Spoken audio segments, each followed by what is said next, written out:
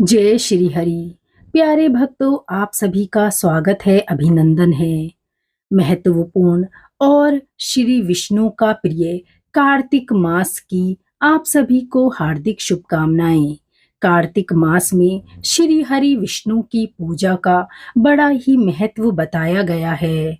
इस माह में किया गया दान और पुण्य कई ज्यादा गुना फलदायी होता है। अपनी सामर्थ्य अनुसार इस माह में कुछ ना कुछ दान अवश्य करते रहें। कार्तिक मास में और अधिक पुण्य पाने के लिए कार्तिक मास महात्म्य कथा के सभी अध्यायों को प्रेम पूर्वक श्रवण करें। आज हम कार्तिक मास महात्म्य कथा का 11वां अध्याय सुनेंगे। कार्तिक मास महात्म्य कथा अध्याय 11। एक बार सागर पुत्र जालंधर अपनी पत्नी वृंदा सहित असुरों से सम्मानित हुआ।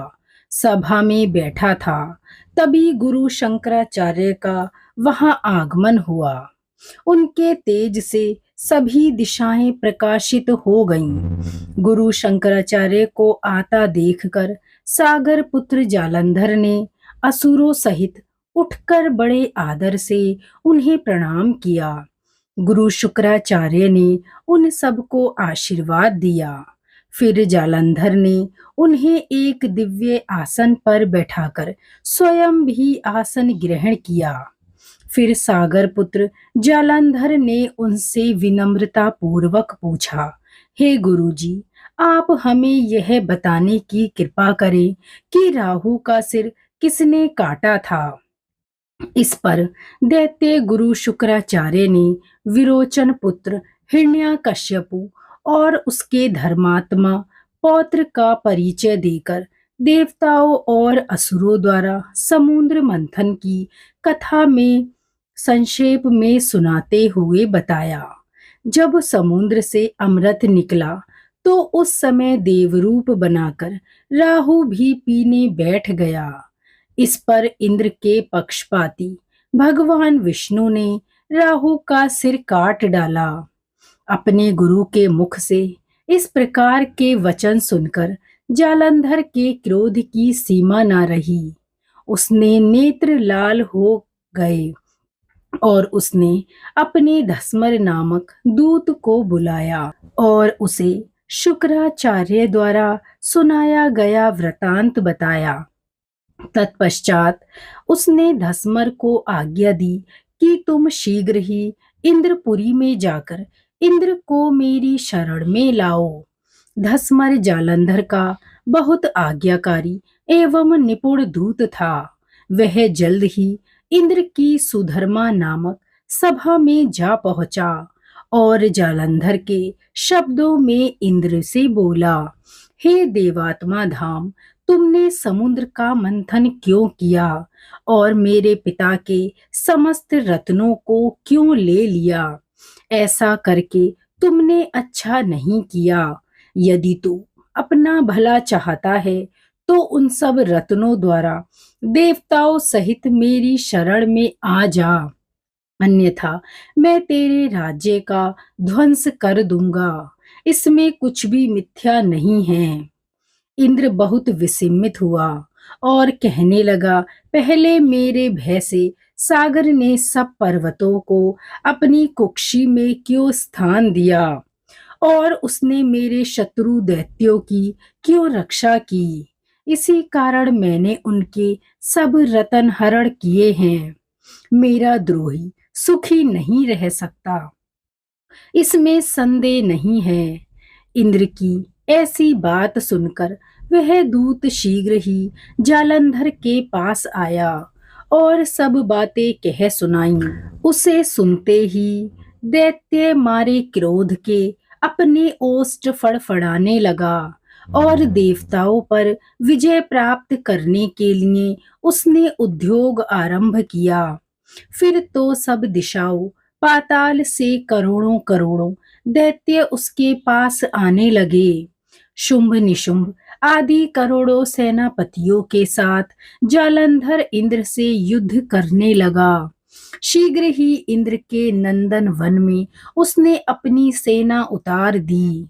वीरों की शंख ध्वनि और गर्जना से इंद्रपुरी गूंज उठी। अमरावती छोड़ देवता उससे युद्ध करने चले, भयानक मार काट भी हुई। असुरों के गुरु आचार्य शुक्र अपनी मृत संजीवनी विद्या से और देवगुरु बृहस्पति द्रोणागिरी से औषधि लाकर जिलाते रहे। इस पर जालंधर ने क्रुद्ध होकर कहा कि मेरे हाथ से मरे हुए देवता जी कैसे सकते हैं? जिलाने वाली विद्या तो आपके पास है। इस पर शुक्राचार्य ने देवगुरु द्वारा द्रोणाचार्य से औषधि लाकर देवताओं को जिलाने की बात कही। यह सुनकर जालंधर और भी कुपित हो गया। फिर शुक्राचार्य से उसने कहा, यदि शक्ति हो तो द्रोणागिरी को उखाड़कर समुद्र में फेंक दो, तब मेरे कथन की सत्यता प्रमाणित हो जाएगी। इस पर जालंधर कुपित होकर जल्द ही द्रोणागिरी पर्वत के पास पहुंचा और अपनी भुजाओं से पकड़कर द्रोणागिरी पर्वत को उखाड़कर समुद्र में फेंक दिया। यह तो भगवान शंकर का तेज था, इसमें जालंधर की कोई विचित्रता नहीं थी। तत्पश्चात यह सागर पुत्र युद्ध भूमि में आकर बड़े तीव्र गति से देवताओं का संहार करने लगा। जब द्रोणाचार्य जी औषधि लेने गए तो द्रोणाचल को उखड़ा हुआ शून्य पाया।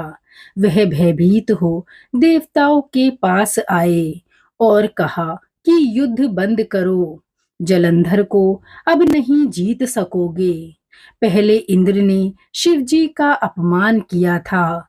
यह सुन देवता युद्ध में जय की आशा त्याग कर इधर उधर भाग गए। सिंधु सुत निर्भय हो अमरावती में घुस गया। इंद्र आदि सब देवताओं ने गुफाओं में शरण ली और देवताओं ने भी गुफाओं में वास किया। इस तरह कार्तिक महात्म्य का 11वां अध्याय पूर्ण हुआ। जय श्री हरि। दोस्तों, उम्मीद है आपको हमारे चैनल पर सुनाए जा रहे कार्तिक मास महात्म्य के सभी अध्याय पसंद आ रहे होंगे। कार्तिक माह से जुड़ा अगर कोई सवाल आपके मन में है तो आप कमेंट बॉक्स में लिखकर हम तक पहुंचा सकते हैं। श्री हरि विष्णु सहित माँ लक्ष्मी की कृपा आप पर बनी रहे। आपको हमारे चैनल पर हर व्रत त्योहार की जानकारी, दीपावली और अन्य त्योहारों की जानकारी, मुहूर्त, कथाएं सभी कुछ मिलेगा। इसलिए जुड़े रहें हमारे साथ। जय श्री हरि।